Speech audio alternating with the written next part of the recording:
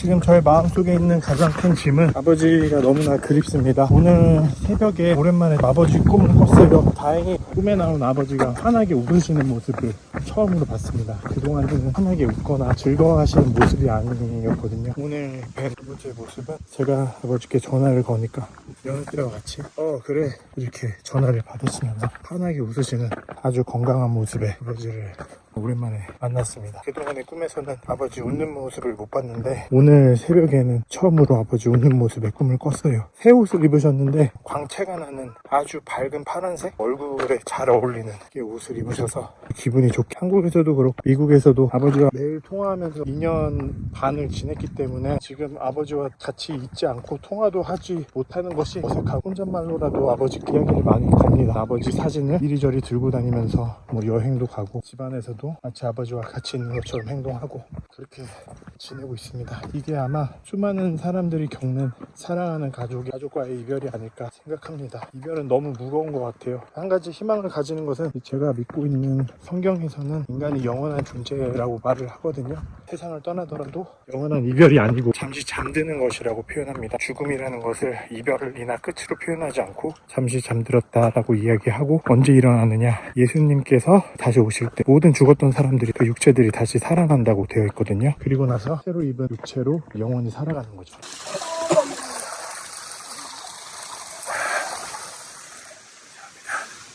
우리가 길게 살아봐야 80, 90인 건데 영원히 산다는 그 성경에 적혀있는 이야기가 아마 희망을 주는 것 같더라고요. 영원히 살지 않으면 우리가 이별하면 영원히 헤어지는 거잖아요. 헤어지더라도 다시 볼 수 있고 언젠가 만날 수 있다는 그 기대감을 가지게 해줘서 인간은 영원한 존재다라는 게 너무나 큰 힘이 되는 이야기인 것 같아요.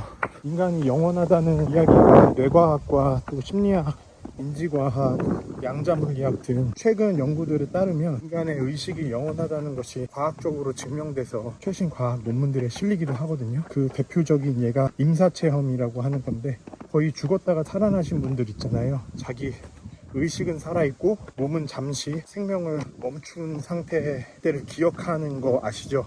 인터넷에서 임사체험 치셔도 많은 정보들을 구하실 수 있을 텐데 그 임사체험이라는 것이 이제 과학적으로도 꽤나 많은 사례들로 보고가 되어서 이 인간의 의식이라는 게, 즉 자아라는 거 있잖아요. 나라는 의식, 이 세상에 살아가는 나라는 존재가 육체하고 꼭 결부된 게 아니다라는 것이 과학적으로 밝혀지고 있어요. 만약에 나라는 의식이 육체에서 나오는 것이라면 이제 유물론적인 관점이겠지요. 사실은 인간이 유물론적인 관점을 가진 지는 오래되지 않았습니다. 계몽주의 이후로 과학이 발달하고 측정할 수 있는 것만을 과학의 대상으로 삼으면서 사람들이 자연스럽게 옛날부터 믿어왔던 거는 인간의 영혼, 영원한 의식, 우리 조상님께 기도한다, 이런 것이 전 세계 공통적으로 나타나잖아요. 그런 것이 이제 과학적으로 양자역학이나 뇌과학 혹은 의학 등에서 밝혀지고 있는 거죠.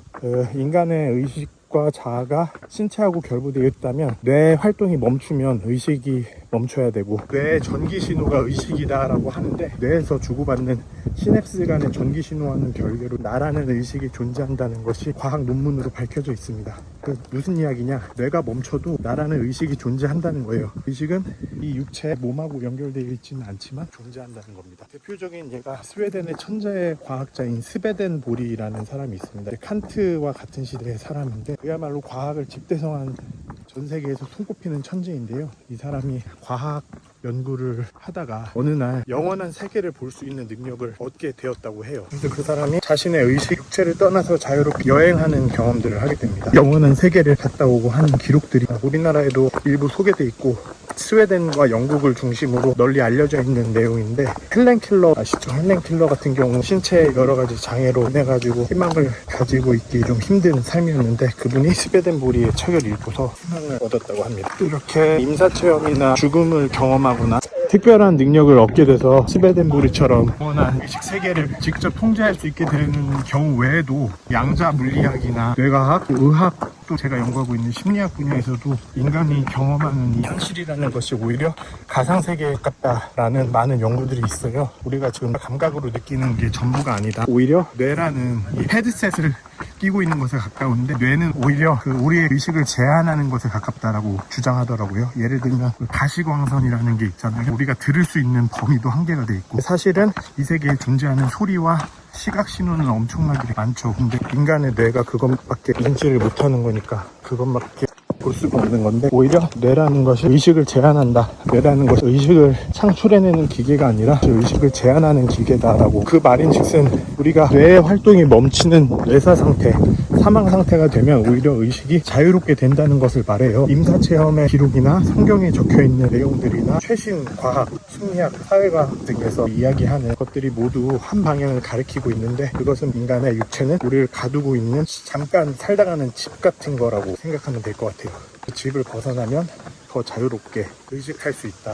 인간의 의식은 영원하다. 그 의식은 지금 육체와 결부되어 있지만 어느 순간은 이 육체와의 결합이 끝나고 자유롭게 된다. 성경에 따르면 그 인간의 의식은 낙원에서, 파라다이스에서 행복하게 지내거나 음부, 하데스라는 곳에서 고통받으면서 지내거나 하다가 예수님이 하늘에서 이 땅에 내려오실 때 모든 육체들이 다시 살아난다. 그러니까 그 육체는 영원한 육체가 되고 그렇게 천년 동안 살게 되고, 그 이후에 전쟁이 나고 하면서 최후의 심판이 있게 됩니다. 악하게 산 사람들은 불못, 레이크 오브 파이어에 영원히 살게 되고요. 선하게 산 사람들의 의식은 살아난 육체를 가지고서 새하늘과 새 땅, 불리는 새로운 우주, 거기서 산다라고 그렇게 되어 있습니다. 성경에 대한 내용을 믿지 않으시든 간에 양자과학이나 최근의 뇌과학, 최신 의학, 임사체험, 또 심리학 등에 이르기까지 최신 학자들이 인간의 신체, 몸과는 별개로 의식은 영원하다라고 이야기하고 있습니다. 영원한 의식을 가지고 있다, 이렇게 생각하면 희망을 가지실 수 있지 않을까. 헬렌 켈러처럼. 헬렌 켈러가 그러했듯이. 자, 이제 다 내려왔습니다. 한라산 국립공원 올라갔다가 다 내려왔습니다. 아, 이제는 CP2로 갑니다. 결승선까지 달려보겠습니다. 블랙야크 트레일런 58K 완주했습니다. 완주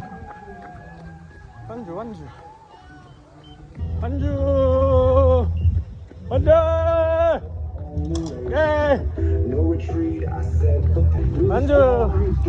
완주했습니다. 감사합니다. 완주했습니다. 성공적으로 완주했습니다. 안녕하세요. 감사합니다. 메달하고 자켓 받았습니다. 블랙야크 트레일런 50K 제주 2026년 완주했습니다. 90km 경기는 세 번째입니다. 트랜스 제주 첫 번째, 그라인드 스톤 미국에서 두 번째, 다시 제주에서 블랙야크 트레일런 세 번째 완주했습니다. 여러분도 할 수 있습니다. 우와, 짱이다. 감사합니다. 고맙습니다. 너무 감사합니다. 제 기록이 새겨졌습니다.